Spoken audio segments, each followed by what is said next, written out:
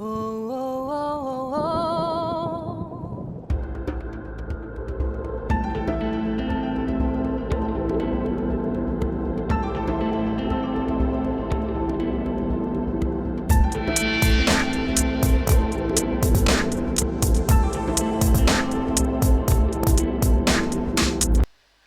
Bonjour à tous et bienvenue dans cette étude numéro 31 de l'évangile de Matthieu.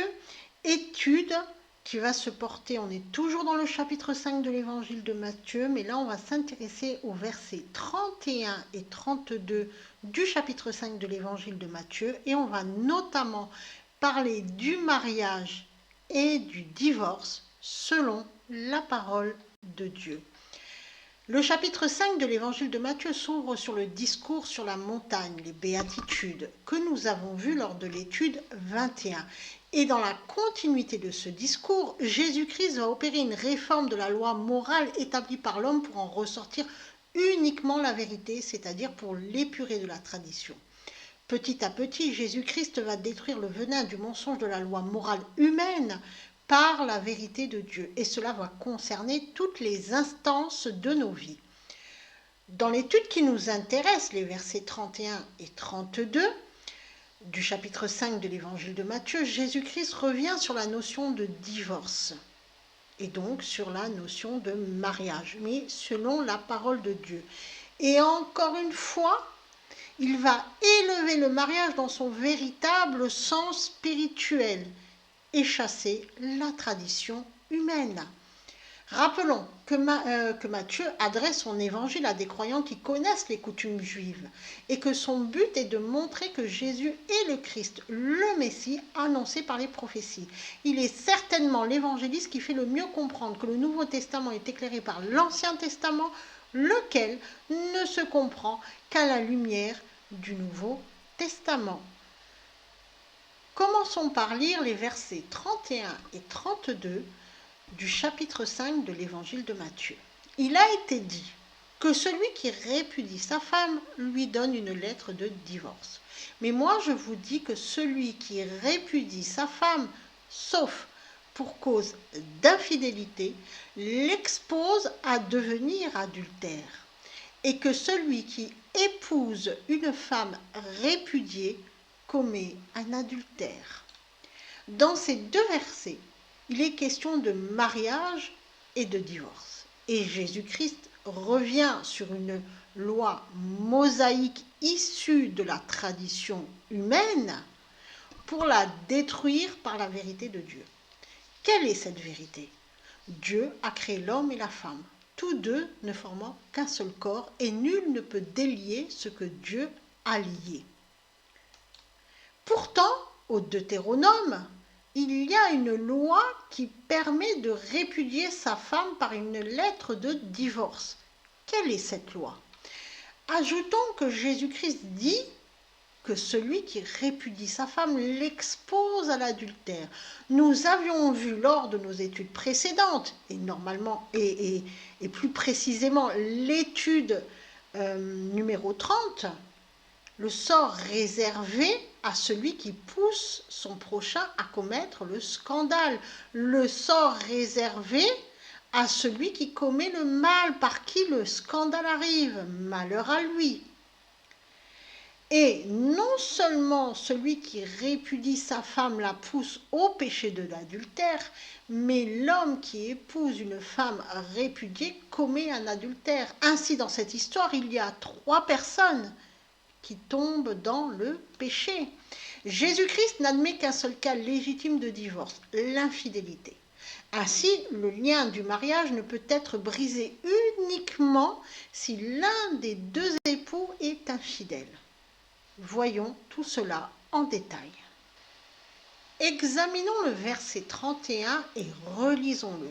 Il a été dit que celui qui répudie sa femme lui donne une lettre de divorce.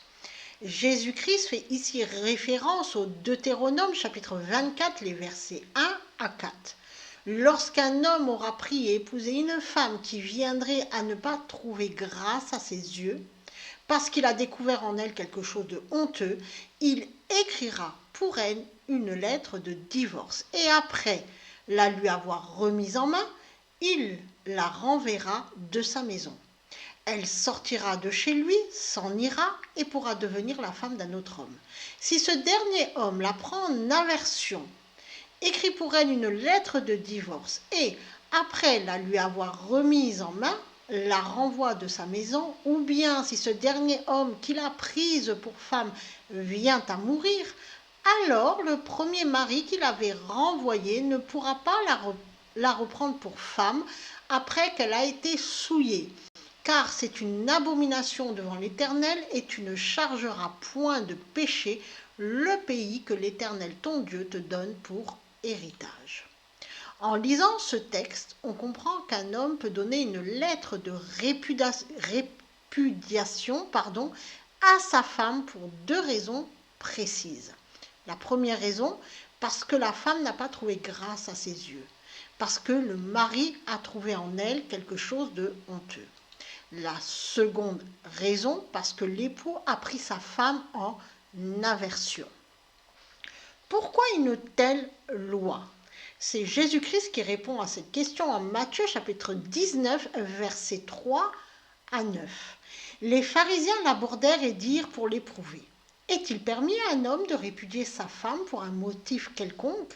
Il répondit: N'avez-vous pas lu que le Créateur au commencement fit l'homme et la femme, et qu'il dit: C'est pourquoi l'homme quittera son père et sa mère et s'attachera à sa femme, et les deux deviendront une seule chair. Ainsi, ils ne sont plus deux, mais ils sont une seule chair. Que l'homme donc ne sépare pas ce que Dieu a joint. Pourquoi donc, lui dirent-ils, Moïse a-t-il prescrit de donner à la femme une lettre de divorce et de la répudier? Il leur répondit: C'est à cause de la dureté de votre cœur que Moïse vous a permis de répudier vos femmes. Au commencement, il n'en était pas ainsi. Mais je vous dis que celui qui répudie sa femme, sauf pour infidélité, et qui en épouse une autre, commet un adultère. Ainsi, on comprend deux choses. Premièrement, c'est Moïse qui a prescrit de donner à la femme une lettre de divorce et de la répudier, non Dieu. Et pourquoi l'a-t-il fait? À cause de leur dureté de cœur. Et donc, cette loi de répudiation n'a rien à voir avec une loi de Dieu. C'est quelque chose qui a été ajouté par un humain, par Moïse. On comprend alors que Dieu lie l'homme et la femme, et que cette loi divine, ce lien que Dieu met entre l'homme et la femme a été établi et scellé dès le commencement avec Adam et Ève. C'est ce que Jésus-Christ nous rappelle. N'avez-vous pas lu que le Créateur au commencement fit l'homme et la femme, et qu'il dit: C'est pourquoi l'homme quittera son père et sa mère et s'attachera à sa femme, et les deux deviendront une seule chair. Ainsi, ils ne sont plus deux, mais une seule chair. Que l'homme donc ne sépare pas ce que Dieu a joint. Et donc ce lien ne peut être brisé, sauf si l'un des deux époux est infidèle. Et on va revenir sur cette question d'infidélité tout au long, dans notre étude. Et Jésus-Christ explique, comme je vous l'ai dit, que ce n'est pas Dieu. Donc je reviens là-dessus pour bien qu'on comprenne, j'insiste. Donc Jésus-Christ explique que ce n'est pas Dieu qui a permis la répudiation des femmes, mais Moïse, à cause de leur dureté de cœur. Il s'agit donc d'une loi humaine et non divine, il s'agit d'une tradition humaine.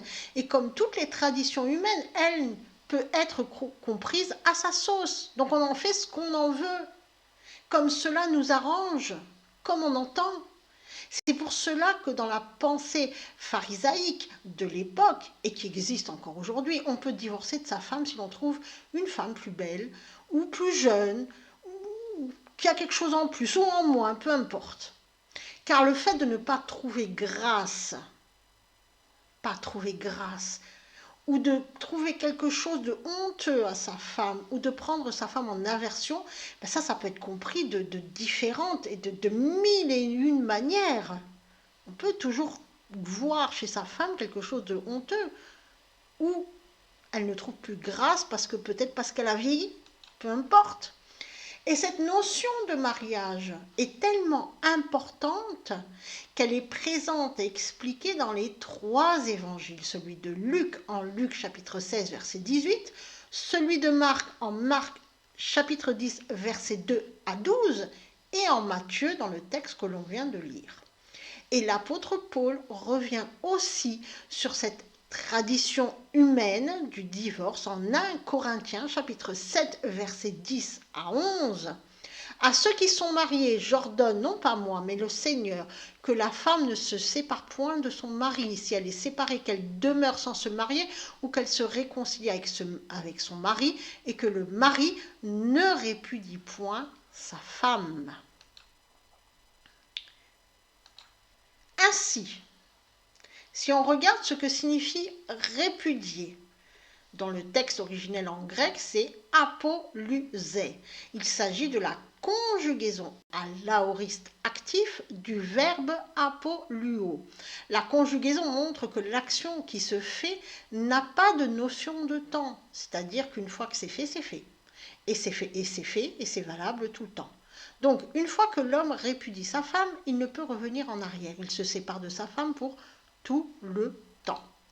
Le verbe apoluo signifie libérer, congédier, laisser aller, donner l'autorisation de partir, relâcher, divorcer. Il est aussi employé pour le captif qui se libère de ses liens. Or, Dieu a lié l'homme et la femme. Et ici, l'homme se libère de cette loi divine et décrète lui-même qu'il peut libérer sa femme des liens du mariage. Il y a dans ce verbe l'idée d'une séparation de corps pour la tradition humaine. Qu'en est-il de la séparation spirituelle ? Car lorsque Dieu lie 2 êtres, l'homme et la femme, le lien est spirituel. Or, dans une telle séparation, purement physique, de corps, le lien spirituel n'est pas rompu.